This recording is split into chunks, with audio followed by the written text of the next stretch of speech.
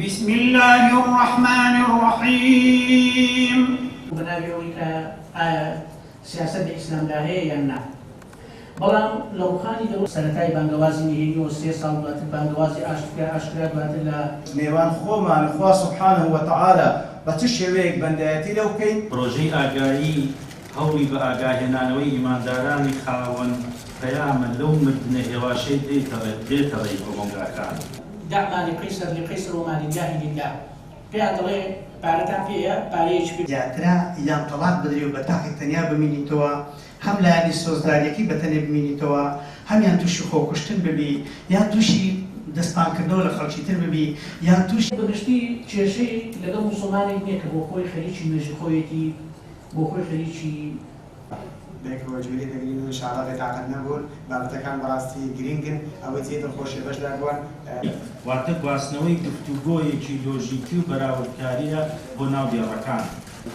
بابەتی قازانجە، یعنی تۆ تەسەوورکەن کەسێک کە عەمەلات ئەکا ڕەگەزی خۆی ئەگۆڕێ بۆیە حەزەر وەرگرتن لەو مردنە هێواشە ڕاستی ئەرکێکێم خۆ نابێت.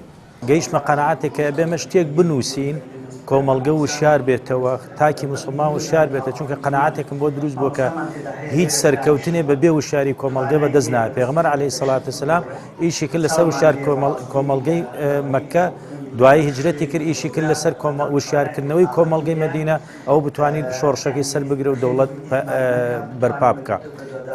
و بەڕاستی ئەمڕۆ کە مەکتەبی زانایان و بە هاوکاری سینگەی سەرەکی نووری حکمە بەڕاستی ئەم دیداریان زۆر جوان کرد، ماشاڵڵا میوان و نخبەیەکی زۆر باشاتەوە بە خێراتنیانەکەم بە هیوای ئینشاڵڵا و بەرهەمە بەسوود بێ. ئێمە وەکو مەکتەبی زانایان بە هاوبەشی لەگەڵ دەستگای نووری حکمە هەستاین بە سازکردنی پانێڵێک لەسەر مەوسوعی کتێبەی ئاگایی لە نووسینی مامۆستا سامان ڕەباتی کە کتێبێکی گرنگ و مهمە و چەندین مامۆستای زانکۆ و ئیمام و خەتیب یەکێتی زانایان لایەنەکان مامۆستایانی زانکۆ ئیمام و خەتیبەکان کەسایەتی ناودار و لە خوشک و برایان باگمان کردوونە بۆ ئەو کۆڕە بۆ ئەو پانێڵە خی گەورە پاداشتیان بداتەوە و لە کۆتاییشدا ئەم کتێبە حەف بەرگا بەسەر ئامادەبووان دابەش دەکرێت.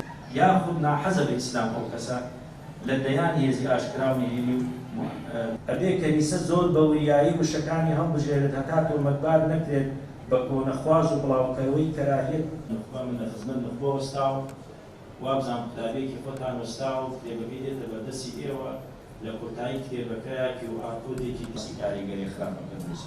هەندێک دەربڕین و قسە وەکو دووقەڵ و نیشانەی ئافرەتێک کە میراتی لە ماڵی بابی وەردەگری لە ماڵی خەزوریشی وەرد کەسێک بۆ ساستانی ئەو مناسبەیە خی گەورە پاداشت مامۆستا سامان بدات. بەڵکو گوشراوی زۆر کتێب و فکرێکی جوانی داڕشتیە و مەشروعێکە لە بۆ ئاگایی و وعی مسلمانان. بەڕاستی ئەوڕۆ زۆر مامۆستای بەڕێز و خۆشەویستمان هەیە لە فقهی ئیسلامی زۆر شارەزای، بەس لە فقهی واقع ممکنە لە چاردیواری حوزرێ بەس دەرسەکانی لە عوامیلی جورجانی هەتا جەمەل جامعی بە فەقێکی خۆی بڵێ، بەڵام نەزانی لە دەرێ ئاگای لێ نەبی چ هەیە، لەبەر ئەوەی نەکە ئەو مامۆستا عالی نەبی، حاشا، لەبەرەوەی ئەو مامۆستایە اختصاصی ئەو شتێ و خۆی بۆی مەشغول کردیە. مامۆستا سامان دیوەکەی تری پڕ کردی تۆ خوا خێری بنووسی، هەر فەقەیەک هەر مامۆستایەک ئەو مەسوعەی بخوێنی تۆ بەڕاستی ئاگاداری ئەو واقعی دەبی چ هەیە لە دەرێ لە بەرامبەر ئیسلام و مسلمانان و لەلایەنی فکری چەند خوتەیەکی گەورە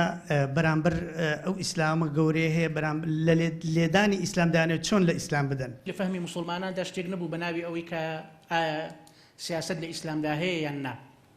بەڵام لە ڕووخانی دەوڵەتی عوسمانیەوە لە ساڵی 1970 بەکردەوە لە لادانی سوڵتان عەبدولحەمید، دواتر بە ڕسمی هەڵوەشانەوەی دەوڵەتی عوسمانی لە ساڵی 1924 ئەو بیرۆکانە هاتنە ناو جیهانی ئیسلامی کە ئایا ئیسلام و سیاسەت بەیەکەوە دەبن یان نابن. عەلمانیەت بەگشتی کێشەی لەگەڵ موسڵمانێک نییە کە بۆ خۆی خەریکی نوێژی خۆیەتی، بۆ خۆی خەریکی بینی خۆی و خوای پەروەردگارە، هاتوچۆی مزگەوت دەکا و دەگەڕێتەوە ماڵەکەی خۆی.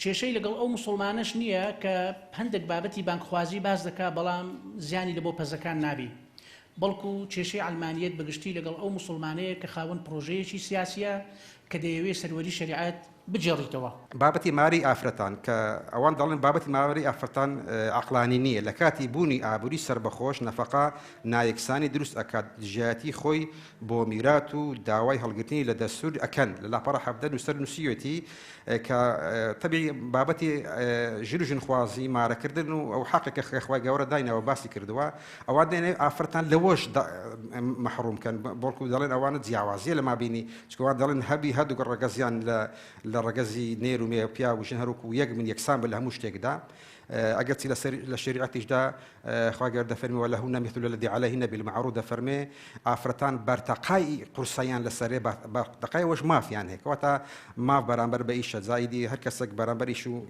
بابەتەکەی خۆی کە ئیسلام هەمیشە هەوڵی ئەوەیە داوەکە لە مجتمع کۆمەلگای یەکسانی نەبی بەڵکو لە مجتمع کۆمەلگا عەدالەتە بێت دادپەروەری وەرهێبی چکە ئەگەر یەکسانی بیا بێ هەموو تاکان و خۆی سەیر بکرێن بەڵام لە عەدالەتدا هەر کەس مافی خۆی وەردەگری کەم وەردەگری وە زۆریش زۆری وەردەگری.